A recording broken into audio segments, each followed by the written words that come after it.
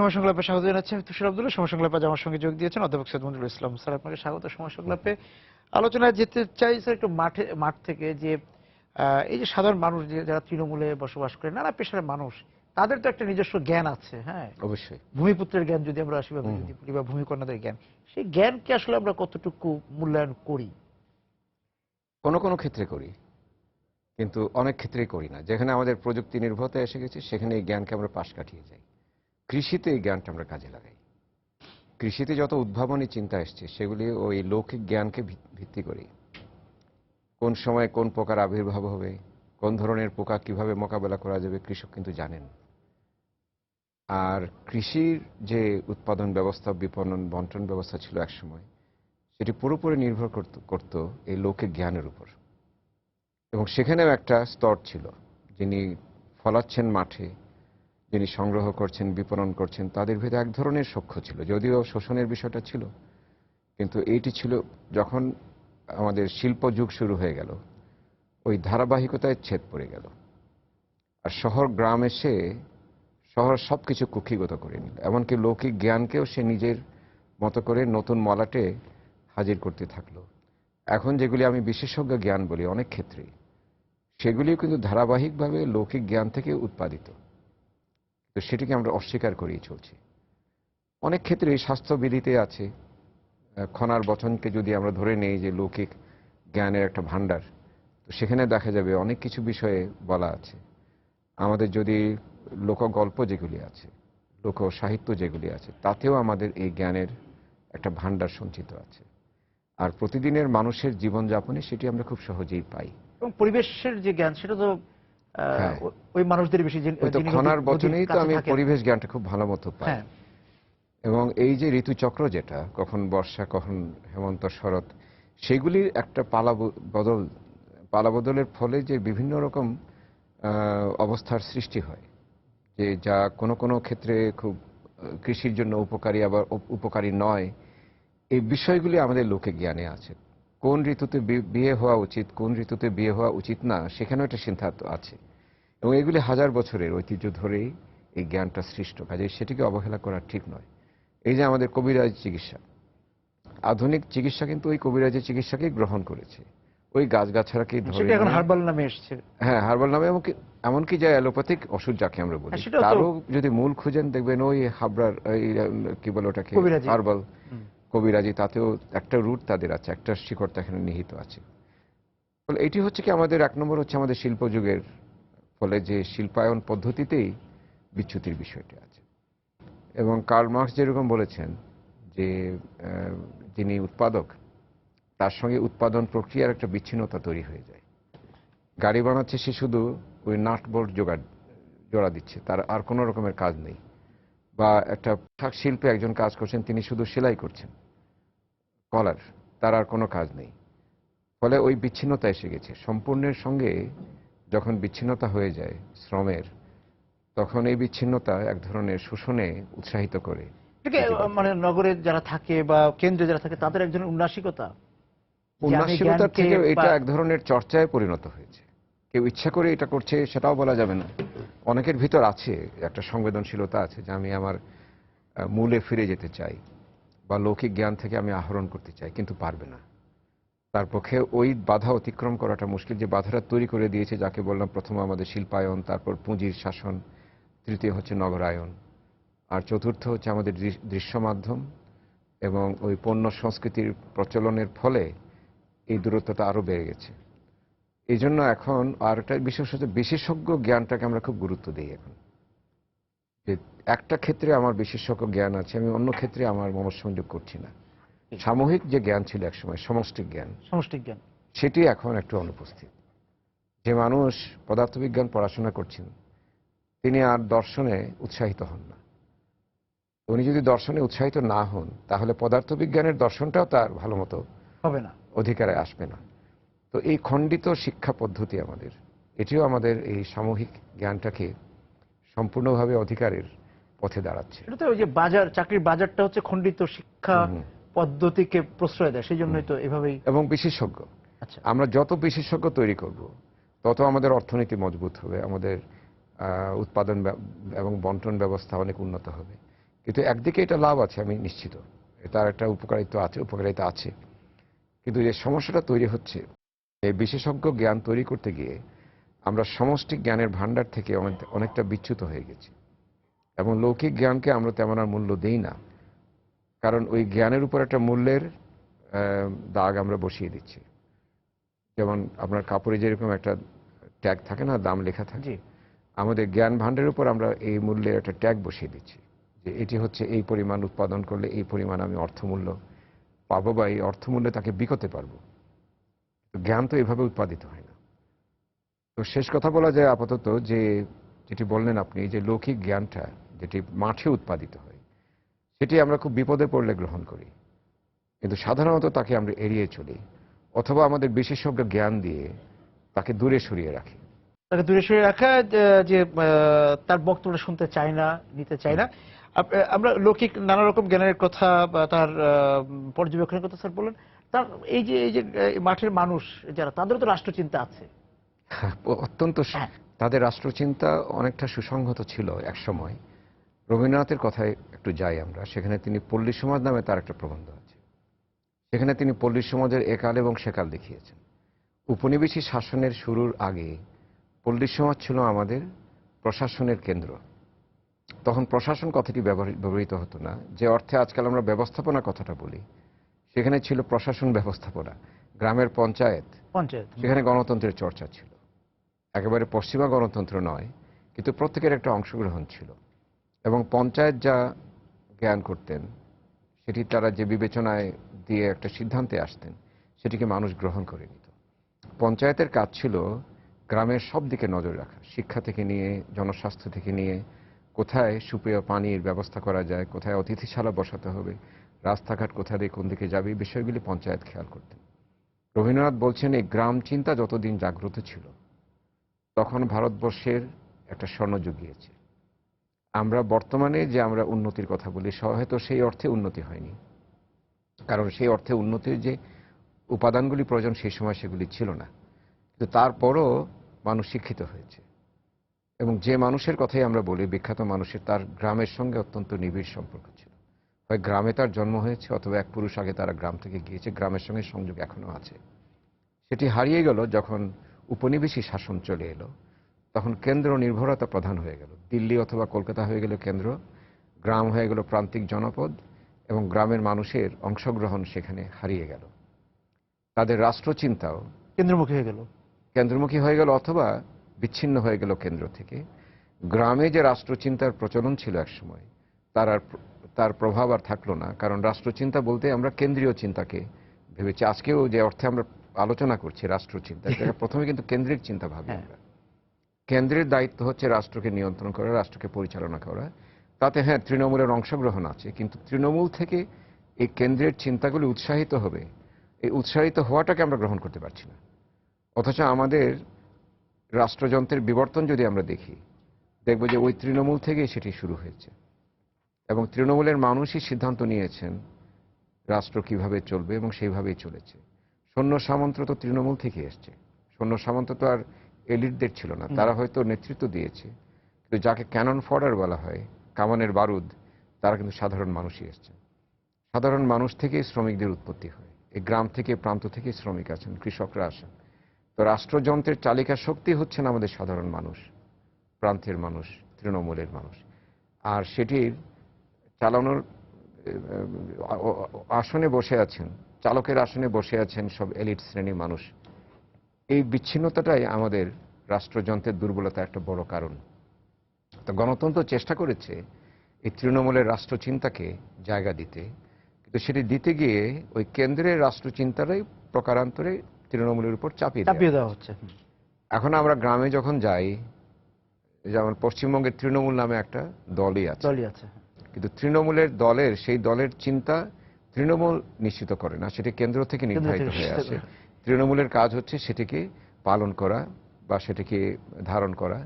আমাদের দেশেও সেই বিষয়টি নিশ্চিত হয়েছে। কিন্তু আমি মনে করি যে আপনি তো প্রায় গ্রামে যান, যখন আপনি একজন কৃষকের সঙ্গে কথা বলেন, বা গ্রামের একজন সাধারণ মানুষগুলো, যাদেরকে আমরা একটু অবহেলার সুরেই বলি, তাচ্ছিল্যের সুরে বলি সাধারণ মানুষ, তাদের সঙ্গে আলাপ করে তাদের খুব পরিষ্কার ধারণা থাকে রাষ্ট্রের কি করা উচিত না উচিত।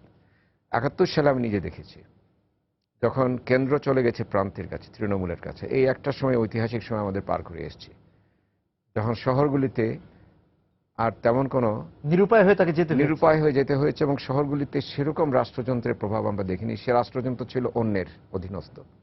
আমাদের অধীনে যে রাষ্ট্র চিন্তা ছিল, আমাদের অধীনে যে রাষ্ট্রযন্ত্র ছিল, সেটিকে আমরা মুজিবনগর গিয়ে স্থাপন করলাম। কিন্তু মুজিবনগর ছিল একটা প্রতীক, ছিল সাধারণ মানুষের হাতে, মুক্তিযোদ্ধাদের হাতে। ওই একবার আমরা তৃণমূলের কাছে আমাদের রাষ্ট্রচিন্তা জমা দিয়েছিলাম। উচিত ছিল আমাদের সেইখানে জমা দিয়ে সেখান থেকে আমাদের রাষ্ট্রচিন্তাটি আরো শানিত করা। সেটি না করে আমরা গ্রহণ করলাম, করে যখন ওই আমাদের স্বৈর শাসন টাসন আমাদের এসে গেল, তখন রাষ্ট্রচিন্তা তো একেবারেই একটা নিপীড়ক রাষ্ট্রচিন্তা। সে রাষ্ট্রচিন্তায় জনগণের কোনো অংশগ্রহণ ছিল না, এবং জনগণ একেবারে দূরে চলে গেল রাষ্ট্রচিন্তা থেকে। তারপর যখন গণতন্ত্র ফিরে এলো, যেহেতু আমাদের অভ্যাসটা পরিবর্তন হয়ে গেছে, যেহেতু তৃণমূলের কণ্ঠ আমরা শুনতেই পাচ্ছি না, তৃণমূলের কণ্ঠটা আবার ফিরে আসতে বা শক্তি সঞ্চয় করতে অনেক দিন লেগেছে, এখনো আসেনি। আগামীতে কবে আসবে সেটা আমরা জানি না। তৃণমূল আর কেন্দ্রের কাছে কখনো আসতে পারবে কিনা, বা কেন্দ্র আর তৃণমূলের সম্পর্ক আবার তৈরি হবে কিনা, সেটা সংশয় প্রকাশ করেছিল। এবং সেখানে আমি বলছিলাম যে পুঁজি চায় না যে তারা কখনো একত্রিত হোক। পুঁজির শাসন হচ্ছে কেন্দ্রমুখী, বা কেন্দ্র থেকে তা আরোপিত হয়। বিচ্ছিন্নতাকামী, তারা কখনো যায় না জনগণের মধ্যে ঐক্য থাকুক, সেটি তাদের জন্য একটা অশনির সংকেত। আর হচ্ছে বিভেদ সৃষ্টিকারী, শ্রেণীতে শ্রেণীতে বিভেদ, এবং নারী পুরুষের বিভেদটাও পুঁজির শাসনের ফলে তৈরি হয়। গ্রাম শহরের বিভেদ, শিক্ষিত অশিক্ষিতের বা শিক্ষাহীনের যে বিচ্ছেদ, সেই ধরনের বিচ্ছেদকামী যখন একটা শাসন একটা দেশের উপর চলে আসে, এবং সেই শাসন অর্থনীতির প্রধানত, পুঁজিবাদ তো প্রধানত অর্থনীতির একটি শক্তি, সেটি যখন রাজনৈতিক চেহারা আবির্ভূত হয়, পশ্চিমে সর্বত্র হচ্ছে, তখন এই রাজনীতিটাও এই বিচ্ছিন্নতাকামী এবং বিভেদ সৃষ্টিকারী হয়। আপনি যে কোনো দেশেই দেখেন, দুটি দল থাকার অর্থ এই নয় যে দুটো দলের ভিতর সবসময় ঐক্য থাকে। কোথাও না কোথাও এমনভাবে দুটি বা তিনটি দলের ভিতর এমন বিভাজন তৈরি করে ফেলে পুঁজিবাদ, যে ওই দলগুলিও টেবিলের দুই দিকে বসে আলাপ আলোচনা করতে আগ্রহী হয় না। মার্কিন যুক্তরাষ্ট্র দেখেন আপনি, রিপাবলিকান এবং ডেমোক্রেটদের ভিতর যোজন যোজন দূরত্ব। সেখানে একটা পুঁজি কাজ করে, সেখানে পুঁজি প্রধান, বিভেদ সৃষ্টিকারী হচ্ছে প্রধানত পুঁজি। যখন কমিউনিস্ট শাসন চলছিল সোভিয়েত রাষ্ট্রতে, আপনি দেখেন সমস্ত তৃণমূলের মানুষ সংহত হয়েছিল, তাদের কণ্ঠস্বর শোনা যেত। এবং যখন পিপুলস কংগ্রেস হতো, তখন এই মানুষের কণ্ঠস্বর সবাই শুনতে পেত, এবং সেগুলিকে শোনার বাধ্যবাধকতা তৈরি হয়ে গিয়েছিল রাষ্ট্রযন্ত্রের ভিতরে। কিন্তু যতই দেখা গেল দূরবর্তী হতে থাকলো, 1917 সাল থেকে যখন 60-এর দশক 70-এর দশকে চলে আসলাম, দেখলাম ওই কমিউনিজমের ভিতরেও ওই পুঁজির একটা গন্ধ চলে আসলো বা আকর্ষণ চলে আসলো। চীন, যাকে এখনো বলা হয় যে সেখানে হয়তো মাওবাদ প্রচলিত অথবা কমিউনিজমের একটা বাতাবরণ আছে, কিন্তু কাগজে পড়লাম যে 19 জন কমিউনিস্ট পার্টির সদস্য, যারা উচ্চ পরিষদের সদস্য, তারা বিলিয়নিয়ার, অর্থাৎ কয়েকশো কোটি ডলারের মালিক, বিশ্বের সেরা ধনীদের তালিকায় তারা আছেন। তো বিশ্বের ধনীদের তালিকায় যে লোকগুলি আছেন, তারা জনগণের কাছে যাবেন কিভাবে? কারণ পুঁজির প্রধান অস্ত্র হচ্ছে শোষণ, বৈষম্য সৃষ্টি করে শোষণ টিকিয়ে রেখে অর্থনীতির ব্যবস্থাকে কিছু মানুষের হাতে জিম্মি করে দেয়া, আর বাদবাকি সব জনগোষ্ঠী, সব 90, 95, 97% জনগোষ্ঠী নির্ভরশীল ওই 2-3% উপর। এই অসম অবস্থার ক্ষেত্রে বিচ্ছিন্নতা ছাড়া কি উৎপাদিত হয়? আমাদের দেশে এই যে দেখুন, কিছুদিন আগেও কাগজে পড়লাম যে পোশাক শিল্প শ্রমিকদের উপর নিপীড়ন চলছে। এদের হাত ধরেই দেশের উন্নতি। সিআইপি তো এরাই আমার। জি, এই যে ছেলেমেয়েরা কাজ করছে, তরুণ তরুণীরা কাজ করছে, দল বেঁধে যাচ্ছে আসছে, তারাই তো আমার প্রধান উৎপাদক। তাদের সম্মানকে আমরা দিতে পারছি? বা প্রবাসে যারা কাজ করছেন, অথবা প্রবাসে যারা কাজ করছেন, তাদের প্রতি আমাদের আচরণ দেখুন। একেবারে ভালো মানুষ একজন কাস্টমস কর্মকর্তা, তিনিও আগ বাড়িয়ে একজন বিদেশ ফেরত শ্রমিককে সাহায্য করবেন না, বরং প্রয়োজন হলে তার যে সমস্ত পোটলা নিয়ে আসছে, ওই পোটলাটা খুলে দেখতে হবে তার কি নিয়ে আসছে, যেটি হয়তো অবৈধ বলা হচ্ছে। হয়তো 2টো শ্যাম্পু বা 3টো শ্যাম্পু নিয়ে আসছে, এক সময় তো দেখতাম সেগুলি খুলে রেখে দেওয়া হতো। তো যে মানুষটির জন্য আমার এই অবস্থানটা পরিবর্তিত হচ্ছে, এবার অর্থনীতি মজবুত হচ্ছে, যাদের অবদানে তাদেরকে আমরা একেবারে দূরে প্রান্তে সরিয়ে রাখি। কারণটা হচ্ছে পুঁজিবাদ। পুঁজিবাদ কখনো চায় না যারা সত্যিকার উৎপাদক তাদের শক্তি সঞ্চয় হোক। সেজন্য এই বিপদটা আমরা এখনো দেখছি, এবং এটি পার হওয়া খুব কঠিন একটা কাজ। পুঁজি তো ধীরে ধীরে আরো গ্রাস করছে, সমাজ ভোগবাদী হচ্ছে আরো। এখন পুঁজি তো যাকে বলে যে তরল পুঁজি, জি, এবং একটা দেশের সীমান্ত পেরিয়ে আরেকটা দেশে সহজে চলে যাচ্ছে। যে বৈশ্বিক পুঁজির রূপটা অত্যন্ত বহুরূপী। একবার সে এই, আরেকবার সে, একেবারে ক্ষণে ক্ষণে রূপ বদলায়। জি, যার ফলে কোথা থেকে তার আত্মপ্রকাশ ঘটছে আপনি জানবেনও না। আজকে এই স্টক মার্কেটের দুর্গতি দেখবেন, কালকে সেটা ভালো ভালো চলছে, আবার একদিন নেমে যাচ্ছে। তার কারণটা হচ্ছে এক ধরনের অনিশ্চয়তা তৈরি করে রাখতে পছন্দ করে পুঁজিবাদ। কোনো নিশ্চিতে মানুষকে দিতে চায় না, স্থিতি দিতে চায় না, কোনো স্থিতি দিতে চায় না, মানুষকে সবসময় উদ্বেগের মধ্যে রাখা, একটা ইঁদুর দৌড়ের মধ্যে রাখতে চায়, ইঁদুর দৌড়। হ্যাঁ, যাতে মানুষ তার সুস্থির কেন্দ্রটি খুঁজে না পায়। তার চিন্তা ভাবনার অবকাশের যখনই সুযোগ হয়ে যায় তখন মানুষ সৃষ্টিশীল চিন্তা করতে থাকে। পুঁজিবাদ চায় না কখনো মানুষের ভিতর সৃষ্টিশীল চিন্তার বিকাশ হোক। যেটুকু আছে, যেটুকু সৃষ্টিশীল চিন্তা তা উৎসাহিত করে, সেটি তার বাজারের প্রয়োজনে, তা নিয়ে সেটা বাজার সৃষ্টি করে ফেলবে। আমি আমার কাজটিকে নিজের বলে দাবি করতে পারছি না। একজন বিজ্ঞানী তার কাজটি করলেন, তিনি প্যাটেন্ট করলেন, কিন্তু আরেকটা দেশ নিয়ে গেল। যেমন আমাদের নিম নিয়ে যাচ্ছে মার্কিন যুক্তরাষ্ট্র। বাসমতি, আর যা বাসমতি উৎপাদন করছে তাদের হাতে নেই। এইগুলি শুনতে শুনতে আমার মনে হয় যে আমাদের যেটি নিজেদের বলে আমরা বিশ্বাস করি, সেটাও আমাদের হাত থেকে এখন চলে যাচ্ছে। এই যে আমরা যে বিচ্ছিন্নতার কথা বলছি কেন্দ্র এবং প্রান্তিকের মধ্যে, গণমাধ্যম শুরু থেকেই এটাকে ভনিতাও বলতে পারেন, বিভিন্ন সময় বলার চেষ্টা করেছে শুরু থেকেই, তার জন্ম শুরু থেকেই, যে সে দূরত্ব কমিয়ে আনছে, দূরত্ব এবং তৃণমূলের কথাও সে বলে। আসলে এখানে তার ভূমিকাটা কি পালন করেছে? গণমাধ্যমের কাজ দুটি, প্রধানত সামাজিক বাস্তবতার প্রতিফলন ঘটানো, আর দ্বিতীয় হচ্ছে তাদের নিজেদের অবস্থান থেকে বাস্তবকে যেভাবে তারা ব্যাখ্যা করছে সেটির প্রতিফলন ঘটানো। কোনো একটা গণমাধ্যম যদি সরকার সমর্থক হয় প্রবলভাবে, তাহলে তার বাস্তবের সঙ্গে অন্য গণমাধ্যমের বাস্তবের একটা পার্থক্য চলে আসবে। এটা হচ্ছে ব্যাখ্যাগত পার্থক্য। আর বিরোধী দলের সমর্থক যে গণমাধ্যম, সে এমনভাবে বাস্তবকে, একই বাস্তবকে ব্যাখ্যা করবে যে বাস্তবটা ওই সরকারি বাস্তব থেকে একেবারে পৃথক। কোনটা যে সত্যিকার বাস্তব, মানুষ সেখানে একটা একটা মোটামুটি সমস্যায় থাকে চিহ্নিত করতে। কিন্তু গণমাধ্যম যখন বলে যে এই বিচ্ছিন্নতা চলছে, তার মানে ধরে নিতে হবে তারা বাস্তবকেই প্রতিফলন করছে।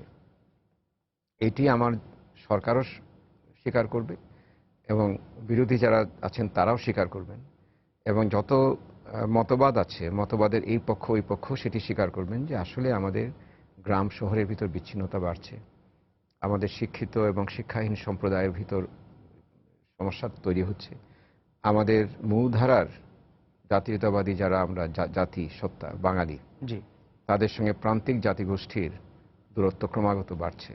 সাঁওতালদের উপর যে অত্যাচারটা হলো, তাতে তারা নিজ দেশেই পরবাসী হয়ে একেবারে একটা খুব নিরলম্ব অবস্থায় পৌঁছে গেছেন। আর বিচ্ছিন্নতা তো আমি একটু আগে যেটা বললাম, পুঁজির সৃষ্টি, ফলে বৃত্ত এবং শ্রেণীগত যে বিচ্ছিন্নতা, সেটি এত বেশি প্রকট হয়েছে যে যারা অতি দরিদ্র তাদের সঙ্গে একেবারে যারা সত্যিকার অর্থে আমাদের দেশের ধনী, 3 থেকে 5% মানুষ সত্যিকার অর্থে অনেক ধনী, এদের বিচ্ছিন্নতা তো প্রবল। এখন এটি গণমাধ্যম কিভাবে মেটাবে, এটা আমার মাথায় ঠিক আসছে না। আমি চাইলেই কিন্তু এই দূরত্বটা মোচন হয় না। হ্যাঁ, চট করে তার সম্ভব। জন্য একটা সামাজিক বিপ্লবী দরকার হয়। সেই বিপ্লবের দিনটাও এখন আমাদের নেই, আর সেই বিপ্লবের চিন্তাও কেউ করেন না। তরুণরা এখন আর সেই সমাজ বিপ্লবের কথায়, সে অনুশীলনে নেই। সে অনুশীলনে নেই, অনুশীলনটা জানে না কিভাবে করতে হবে। এবং তাদের সবচেয়ে বড় সমস্যা হচ্ছে যারা তাদেরকে পথ দেখাবেন তারা নিজেরাও খুব বিভ্রান্ত, তারাও ঠিক বোঝেন না কিভাবে একটা সামাজিক বিপ্লব সৃষ্টি করতে হয়। আমার যেটা মনে হয় ক্ষুদ্র জ্ঞানে, যে শিক্ষা এবং আত্মসচেতনতা এবং আত্মশক্তি একটা সময় সে বিচ্ছিন্নতা সরাতে পারবে। এই যে আমাদের 16 বছরের নিচের যে মেয়েদের কথা আমি সবসময় বলি, হ্যাঁ, উদাহরণ হিসেবে বলি আমি, চরসিন্দুর, চরসিন্দুর, এবং এখন যে অনেকগুলো এখন অনেকেই স্কুলে, করছে। জি, হ্যাঁ, সেদিন নরসিংদীতে দেখলাম একটা জি। স্কুলের বাচ্চারা খেলছে, এবং ছেলেরা দাঁড়িয়ে হাততালি দিচ্ছে, তারা নিজেরা খেলতে পারছে না কোনো কারণে হয়তো। এই যে মেয়েরা খেলছে, অসংখ্য মেয়েকে তারা অনুপ্রাণিত করছে খেলতে এবং ঘরের বাইরে এসে একটা কর্মযজ্ঞে সামিল হতে, যার কোনো আর্থিক মূল্য নেই, কিন্তু তার একটা সন্তুষ্টির মূল্য আছে। আমাকে জাগাচ্ছে, আমি নিজেকে একটা জায়গায় আবিষ্কার করতে পারছি। আমি যা আমাকে এতদিন বলা হচ্ছে, সমাজ আমাকে এতদিন যা বলে আসছে আমি যে তা নয়, সেটা আমি দেখাতে পারছি। সেটা আমি দেখাতে পারছি। আমি এই জাগরণটার কথাই বলছি। এই জাগরণটার এখনো কোনো আর্থিক মূল্য তারা নির্ধারণ করেনি, বা এখনো সামষ্টিক রূপ এখনো পায়নি। তার কোনো বিজ্ঞাপন মূল্য তৈরি হয়নি। একদিন হয়তো হয়ে যাবে। এই আমাদের পুঁজির ঠাকুরা সব বসে থাকেন, এই ধরনের উৎসব যখন শুরু হয় হুম। সেটিকে পুঁজি করে তাদের নিজেদের সম্পদ বাড়ানোতে, এটি করতে গিয়ে তারা ওই ক্ষতিটা সৃষ্টি করে ফেলেন, একটা আর্থিক মূল্য সেটার উপর চাপিয়ে বাণিজ্যিক। দেন তারা, বাণিজ্যিক মূল্য চাপিয়ে দেন। কিন্তু এখন পর্যন্ত আমি দেখতে পাচ্ছি এই যে ছোট ছোট জাগরণের কথাগুলি বললাম, তারপর ধরুন এই যে আমি পার্বত্য চট্টগ্রামে দেখলাম শিশুরা যারা বাবা মা নেই, তাদের থেকে একটু বেশি বয়সের শিশুরা তাকে পড়াচ্ছে। কেন পড়াচ্ছে? জানে যে এদের শিক্ষা ছাড়া কোনো গতি নেই, তারা সমাজের গলগ্রহ হবে এবং তাদের যে ওই যে তার সমাজ, এই সমাজে গলগ্রহ হয়ে গেলে এদেরকে জায়গা দেবে কে? ফলে তারা শেখাচ্ছে, নিজেরা তো শিখছে, তারাও শেখাচ্ছে। সুতরাং ওই যে আপনি যেটা বলেন আত্মশক্তিতে যে জাগরণটি হচ্ছে, এবং তার জন্য মূলে প্রয়োজন হচ্ছে আমাদের শিক্ষা। তবে আবারও বলছি, সেই পরীক্ষা পাশের শিক্ষা না, এই পাবলিক পরীক্ষার শিক্ষা। যে শিক্ষা মানুষকে সত্যিকার অর্থে চিন্তা করতে শেখায়, তার সৃষ্টিশীল চিন্তাকে জাগিয়ে দিতে পারে, সেই শিক্ষার কথা আমি বারে বারে বলে আসছি। এবং সেই শিক্ষাই বিচ্ছিন্নতার দূরত্বটা কমিয়ে দিতে পারবে। আমি মনে করি প্রকৃষ্ট শিক্ষা, সত্যিকার শিক্ষা যদি আমরা দিতে পারি, আমাদের পুরো প্রজন্মকে এই শিক্ষা শিক্ষিত করতে পারি, 2 থেকে 3 প্রজন্ম লাগবে তাদের নিজস্ব উপায়ে এই সমাধানটা তৈরি করা, যে সমাধানটা হবে সবাইকে নিয়ে একসঙ্গে জেগে ওঠার একটা উৎসব। সেটি আমি মনে করি তার যেহেতু কলকল ধ্বনিটা আমার কানে আসছে, হ্যাঁ, হয়তো 20 বছর পর একটা ঢেউ বানের আসবে। সে মুক্ত ধারার মতো ভাসিয়ে নিতে পারবে। আমি মনে করি যে এটা একটা সময়ের ব্যাপার, কিন্তু একটা দেশ অন্ধভাবে একদিকে যেতে পারে না। আর বিশেষ করে বাংলাদেশের মতো তারুণ্য নির্ভর, এত উদ্ভাবনী চিন্তার একটা দেশ, সেটি কখনো অন্ধভাবে একটা গর্তের দিকে যেতে পারে না, আমি এটা বিশ্বাস করি। আপনাকে অনেক ধন্যবাদ স্যার আজকে আমাদের সঙ্গে যোগ দেওয়ার জন্য। দর্শক যারা ছিলেন আজকে এই আলোচনায়, আপনাদেরকে ধন্যবাদ জানিয়ে শেষ করছি আজকে সময় সংলাপ। দেখা হবে আগামী দিন। সবাই সুন্দর থাকুন।